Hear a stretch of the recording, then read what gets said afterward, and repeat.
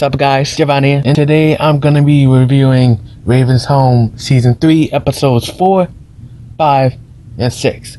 That's because, well, Raven's Home went away for 2 months, and I didn't know about it until like 2 weeks after episode, 3? So yeah, Raven's Home is returning next week for episode 7, the episode I've been waiting for since Season 1. And that is, I'm gonna finally see Levi's father. So, let's get into the episodes. Alright then, on with the show. We're gonna start with episode 4. And episode 4 is about Raven time. Raven time. Now, when Chelsea was having fun on the cruise, Raven was taking care of the kids. So in this episode, Raven wanted to have Raven time, be by herself. But here's a slightly bad thing which was happening to that, and that was people kept interrupting Raven's time. That kind of reminds me of that episode in Married with Children, Al Bundy time. Yeah, I remember that episode. Of course, when Raven was doing Raven time, she was doing puzzles, she was eating chips, she was having manicures. Later, she runs into Tess, and so that's when we get to see a little bit more of character development between Raven and Tess. And so they were trying to win this prize, but pretty much Raven was just using Tess, which kind of makes Tess sad. But of course, they make up. A couple more other things I want to mention in episode 4 is that they keep mentioning a lot of celebrities. Like it's Michael B. Jordan, now it's Idris Elba. Now I thought it was just gonna be Michael B. Jordan references, but it's Idris Elba. Like, do y'all want to get some of these actors on the show? I don't know. There's this game called Fortnite. Come on, that's pretty much something to Fortnite. Yeah, Fortnite. I don't play that game. It's not my type of game. I mean, it should be, but it's not. I just don't like how it looks. It's all colorful. Going back to Raven time, Raven needs to lock the doors. I mean, I've noticed Raven doesn't lock the doors, because when Raven was on the table, Booker and Nia just walked in and they just caught her in an awkward moment. And also, and later, when Raven and Tess was doing their thing, Tess was annoying Raven at the beginning before they start, bonding. Tess was annoying Raven, and Raven kicked Tess out the apartment. I'm like, so you're not gonna lock the door? Tess could just walk back in. So Raven, if you're trying to be like Full House and keep your door open all the time, then hey, do it. But if you're not, lock your doors. It's Raven's home. And when Raven did that dance at the beginning, it really adorned me. It's Raven's home. Imagine they put that in the intro now. It's Raven's home. It's Raven's. Please hit me.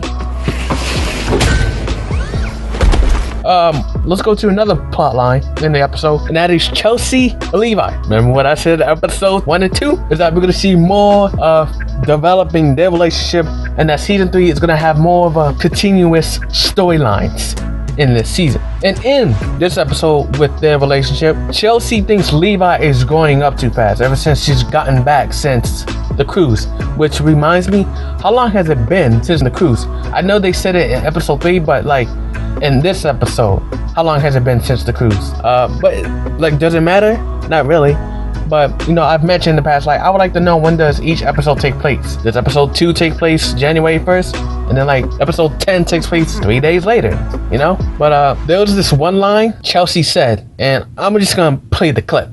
Hit it. I'll go play fishing with my son. How do you play fishing? The only way I could think of it is that you play fishing on a video game, but like actual fishing, you go fishing. But hey, and so Chelsea and Levi are doing all these activities. They're doing boomerangs, but there's one thing they should have done, and that is go surfing. And they could have brought back the surfing board, which was at the end of episode 2. What is the point of Levi bringing the surfboard home if he's not gonna use it? They could have done that, and now I could probably see Chelsea in a bikini. But hey, we can't get what we want. Now let's move on to the third storyline. Devon. It's good to see Devon again, and I'm so happy that they didn't have the voice track. I mean, you see a character, you haven't seen a character in a long time, they do the yay, hey. Nope, they didn't do that. They're just like, oh, there's Devon. We haven't really seen him since what, season 2? No, he was mentioned in season 2. We haven't seen him since season 1. It's been that long? Damn. And I really like Devon in this episode. This is his best episode. I've always liked Devon since That's a Raven. And we got to see his father's side. We get to see his weatherman. He's a weatherman now. And we saw that in season 1, if you've seen the show. And Devon had to choose between Nia and Booker. Nia wanted to quote unquote save the world, while Booker wanted to play Fortnite. I'm gonna just say Fortnite. And Devon calls Raven saying, "You're a father. They're your children. You should know what to do." And so Devon decides to go do the weather. And during this weather, I'm just gonna say they must have had a strong fan. Plus, they had to be fake moving, like they're fake struggling to get through the weather, because it looks so fake. I'm not gonna say so fake, but in this episode, Nia gets a new storyline. Nia is an activist. Or should we say she's the face? Like, she doesn't really act.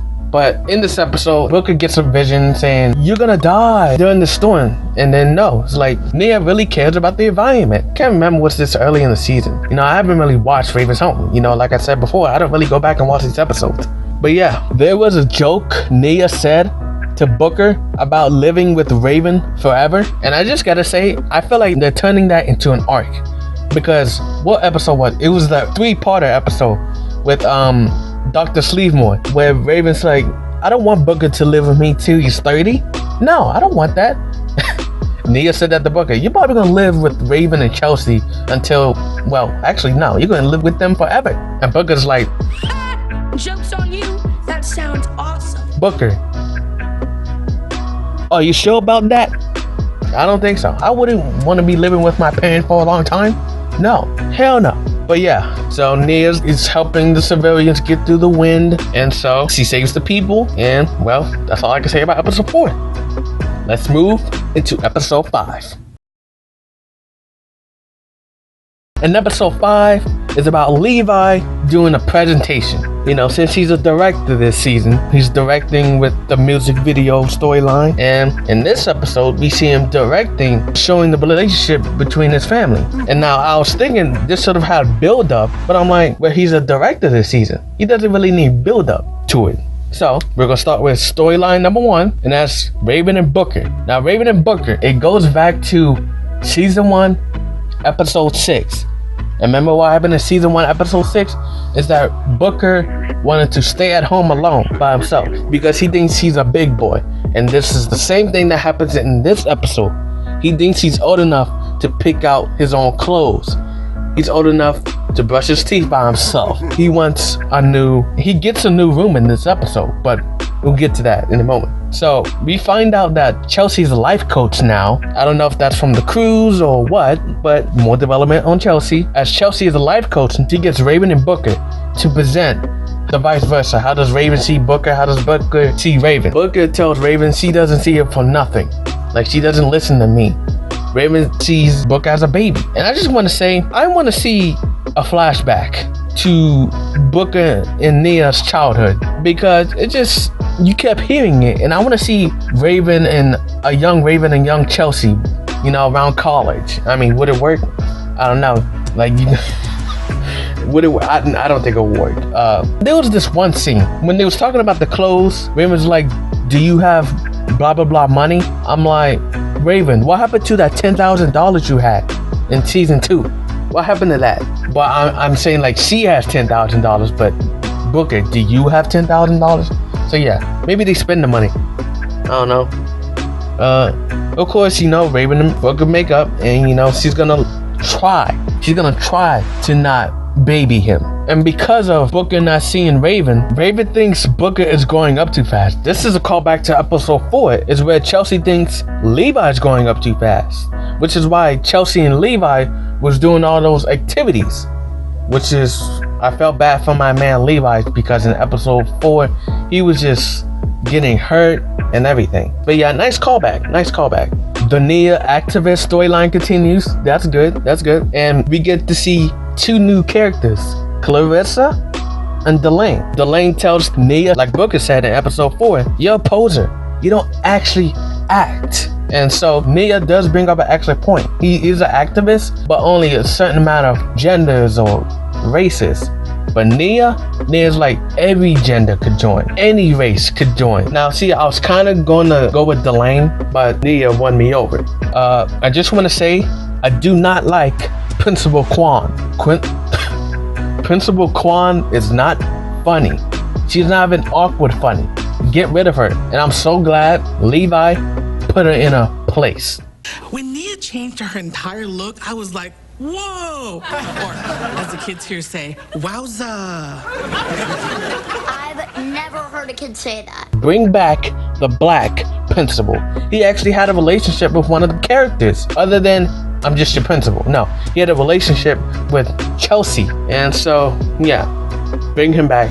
And I just want to say, a vision was not needed in this episode. So when Levi was doing his presentation, being a director, showing the family behind the scenes, the vision was that they was gonna boo Levi. But then you find out at the end of the episode, the reason that they booed was not because of Levi, was because of Booker was trying to stop Levi from getting booed. What?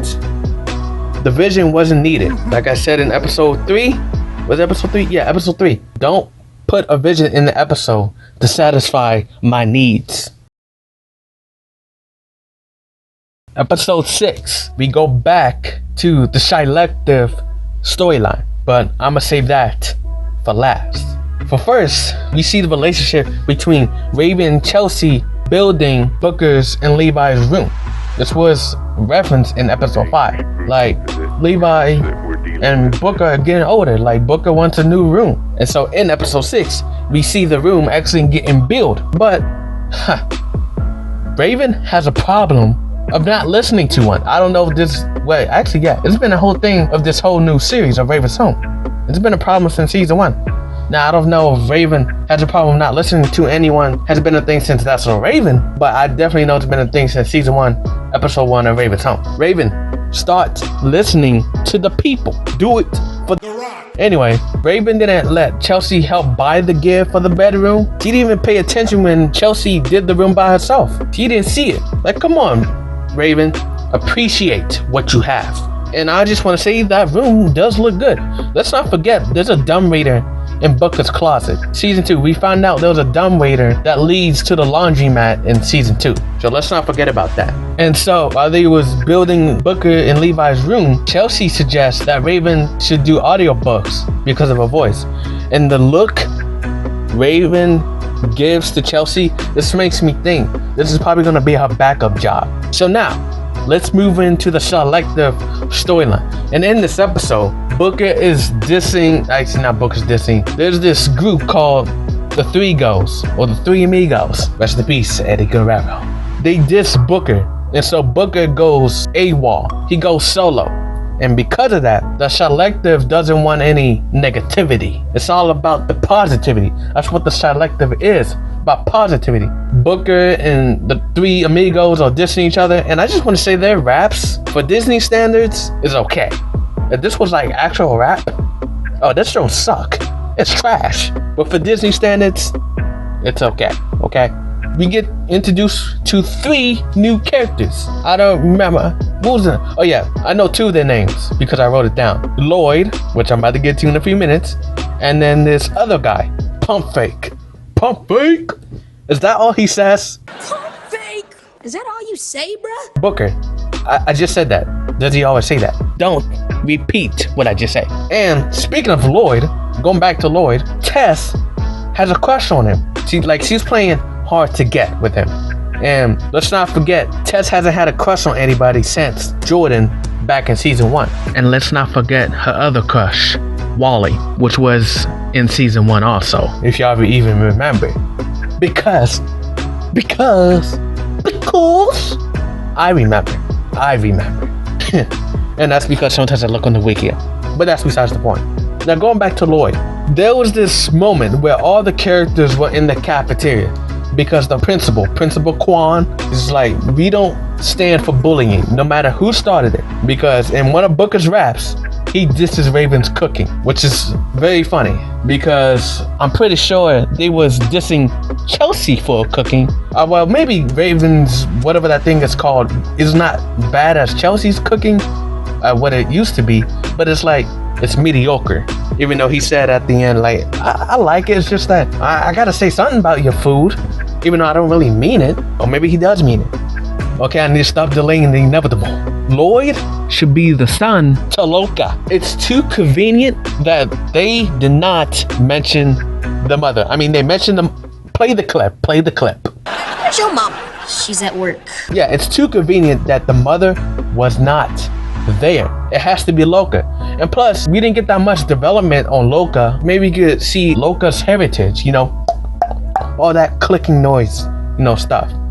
So yeah, we can see that mother This is my auntie, who I love very much. is Loca's sister. And like the reason as to why, you know, she wasn't in That's a Raven is because, well, she went to a different school. You know, it's not too hard. And plus, why they weren't in season 1 and 2 is because, well, they haven't been there that long. And plus, on top of that, the kids, you know, they talked about dodgeball. I thought we were cool. You double going in Quattro with that cheap shot during dodgeball? Mm-hmm. Quattro. There's 2 key elements to dodgeball. Dodge and ball. Now, you didn't do the first, so you got a face full of the second. Plus, that was like forever ago. It was last week. What is Loca good at? Dodgeball. So yeah, they haven't been there for that. I will make them not be there for that long. Like maybe they came there during the summer, and then, you know, it's this new school year, and I still want to see new classrooms, more layouts of the school. And where are the other characters? Like, where's Nia's nemesis? Where's Booker's black friend and white friend? You know, where they at? I mean, I granted there's like 20 more episodes after this, but still. Yeah. That's all I have to say. So, get your fingers up and say it with me. As my good friend would say, ooh, you're gonna get it. Which reminds me, How do you say you gon' get it in your language? Waka washwara. yeah. Oh, so that's how you say it. Well, bye.